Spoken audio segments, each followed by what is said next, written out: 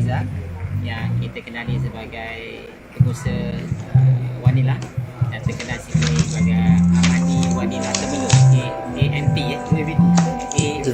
AVT, Amani Wanila Temelung. So kita bersyukur dapat berurusi dia punya pengusaha yang memulakan pendalaman wanila. Saya difahamkan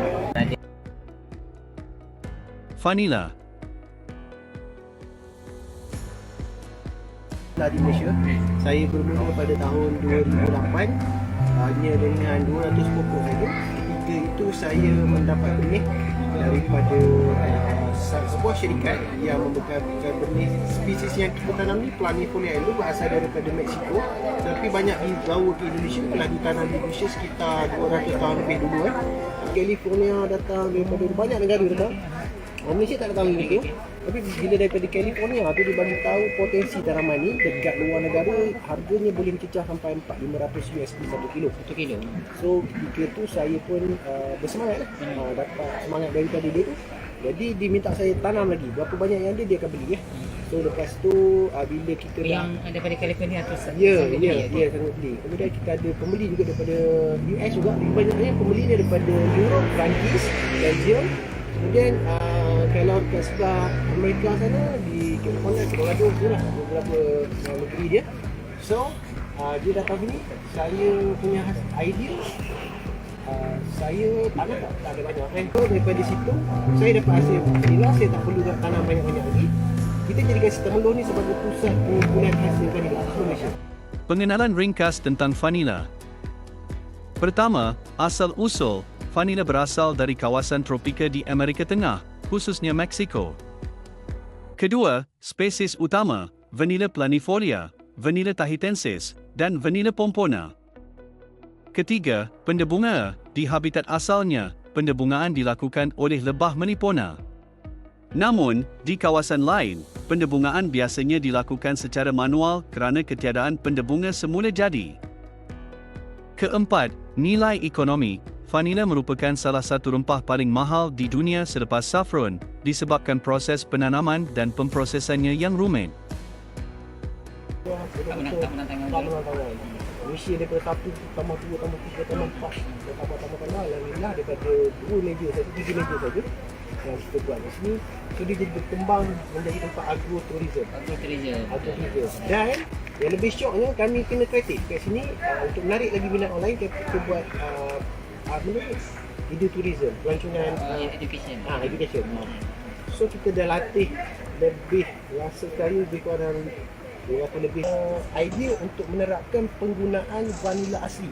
Sebab kat dunia ni 97% vanila adalah sintetik. 3% saja. 3% je. Sebab dia jarang-jarang ataupun mahal tu. Dia satu susah nak hasilkan ni, payah juga. Kemudian penghasilan itu kebanyakan dibeli oleh syarikat besar. Jadilah. So kami dulu hasil kami rata lebih kurang dalam 40 kilo je setahun kan. Sebab kami pokok memang ada 200 lebih je, tapi kita dalam 30-40 kilo setahun tu.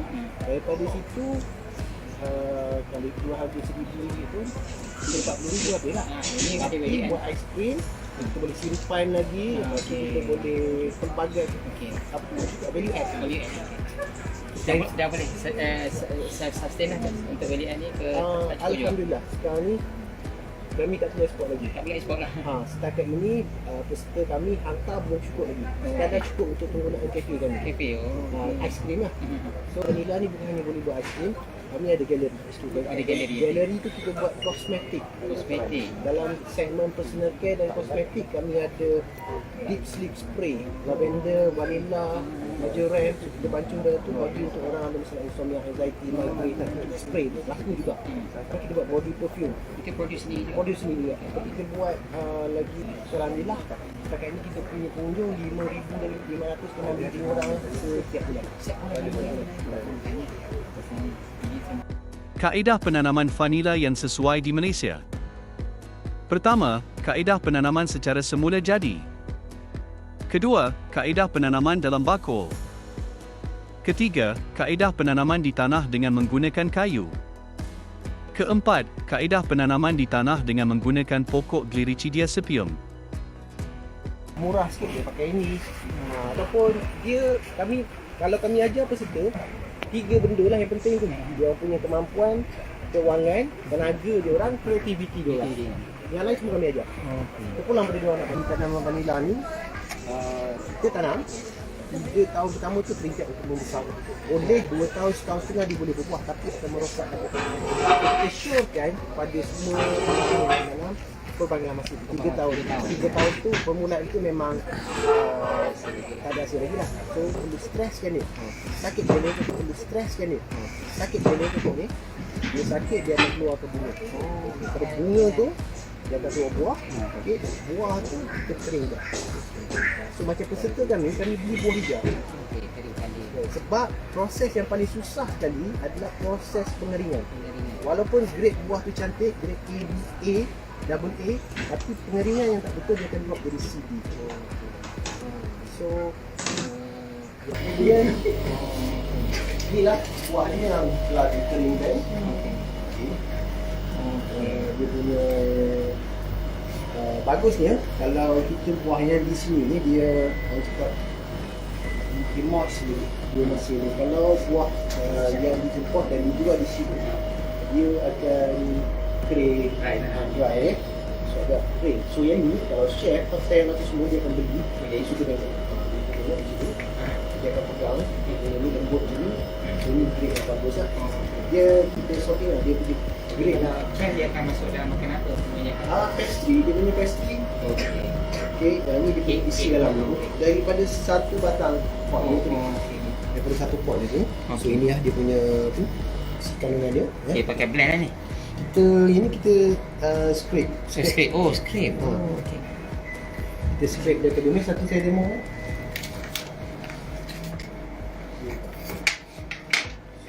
Mana demo? Saya demo kan punya itu.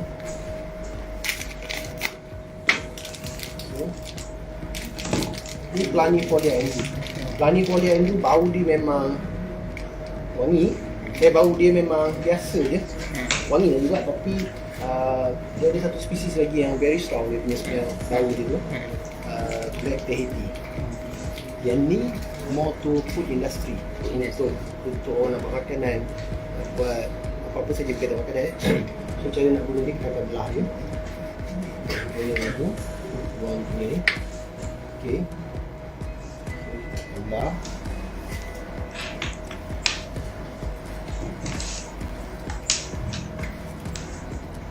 Straight isi dalam ni.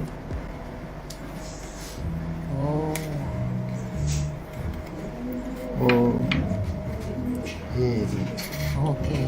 Ini bagus, dia ada antiseptik, antioksidan, antibakteria, anti-inflammatory yang tinggi semula jadi. Okay. So bagus. Kegunaan vanila. Pertama, industri makanan sebagai perisai dalam kek, biskut, ais krim dan minuman. Kedua, produk wangian digunakan dalam pembuatan minyak wangi dan lilin aromaterapi.